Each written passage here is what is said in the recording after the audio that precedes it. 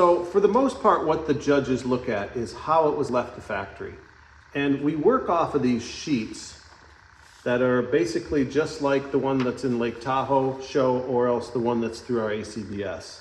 And we go through the list of basically everything on the boat. Did it come from the factory that way? First thing is an operational test. And that's basically looking at all the lights. Does the horn work? Do the gauges work properly? Do the lights behind the gauges work? All the electrical portions of the boat and how it should function. The next thing we look at is the exterior construction. So does the boat look like it should? Is there anything added? Is there anything missing? One of the things we look at that point in time is fit and finish too. Do you have proud bungs? Is there bungs sticking up anywhere? Is the boat a different color than it should be? Is it a correct color as it left the factory? And those guidelines that we look at are from boats that have been untouched over the years, and we got a chance to look at them. And then we usually share that kind of information with the other judges. All hardware. Is it nice and chromed? Is chrome looking new? Are all the scoops there? Does it have the right chalk? Does it have the right gas cap? Is the bow light correct? Is the bow light the red and the green on the right side? Which we have seen that before, where somebody had switched them. Now that's probably not a deduction, that's more of a correction. And underneath these sections right here, we'll comment, your lenses are backwards. No deduction. You know, it's an easy mistake. So we don't sit here looking for things just to ding off. How many can we write down, you know? We want to teach the boat owner more about his boat, and so he can go back and correct it if he wants to, or he may choose just to leave it the way it is. Windshield and tops. There's no top on this boat, but on some of them they have the canvas top. But we'll look at the windshield. Is it correct? Is the chrome good?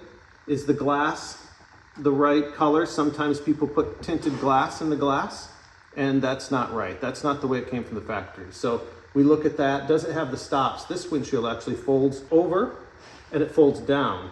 So there's actually rubber stops over there. Are those there? Then we have interior upholstery. So then we look at the interior. One of the things that I find that is pretty common is right here. Chris-Craft wrapped these over the top of this piece right here.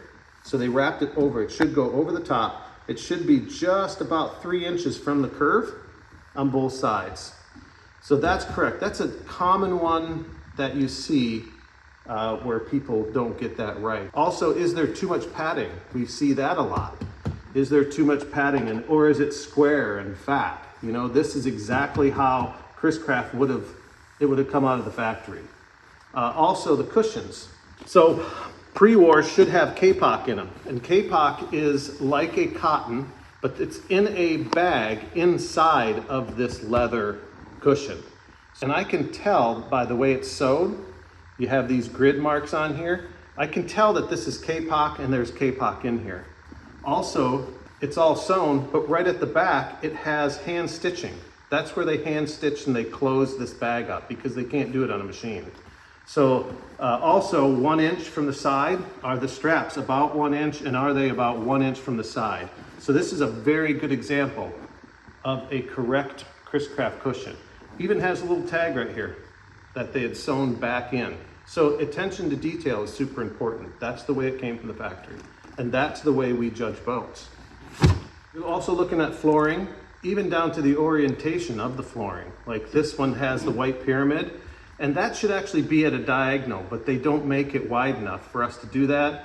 So we don't do it here. Some people do put it on diagonal, and they have a little corner in the, you know, a little space in the corner where they have a piece put in. Ceiling boards, are they nice? Are the screws correct in the ceiling boards? Are the pocket liners correct inside? So you just look at the whole interior and do an assessment on that. The engine bay and the bilge area, we then look at the engine. And one of the things we look at is color of engine. You know, Chris-Craft's had 3 different colors usually for engine. There's pre-war, there's post-war, and then there's the 283 color. And that's pretty much it for colors of engines from Chris-Craft, unless it's a Chrysler engine and that's a different color. But we look at that, we look at the wiring, we look at the cables for the spark plugs, we look how it's painted. You know, Chris-Craft, when they ship these engines, when they put these engines in the boat, when they got them shipped to them, the engines weren't completely painted. So Chris-Craft finished and painted the engines. One thing they did, they painted the fuel pump, and they painted most of the brass pieces inside here.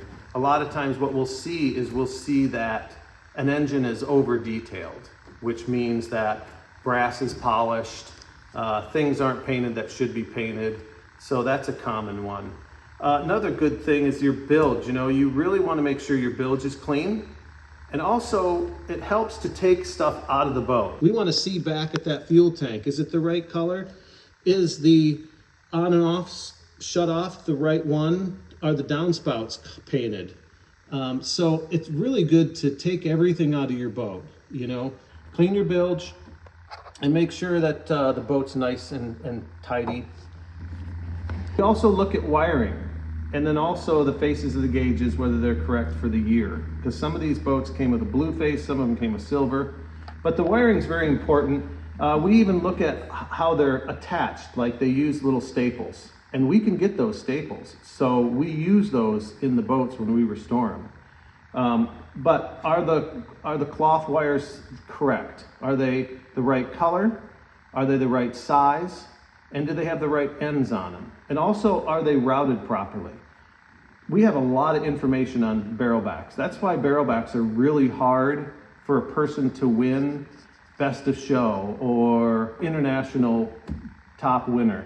They're hard because we know so much about these that it's really, really hard to fool a judge or for the judges to miss something that's not correct. So we look at the wiring, make sure that's correct. Also on the engine, you know, on the engine it should have those wrapped curly cues, about 5 to 7 of wraps. Even right down to most of the Chris-Craft we've seen that have been untouched, the coil wire from the distributor wire was wrapped about 20 times. It was extra long. There are things that we know about these barrelbacks that helps us judge. Also over the years, just from restoring them. Have your boat judged, you know. When we approach a boat, very friendly, introduce ourselves, take our shoes off. So it's a good experience, really, to have your boat judged. I hope that helps. Get out there, go to a boat show, hit that like button, hit the subscribe button, and if I can help in any way, leave a comment below, and we will see you later.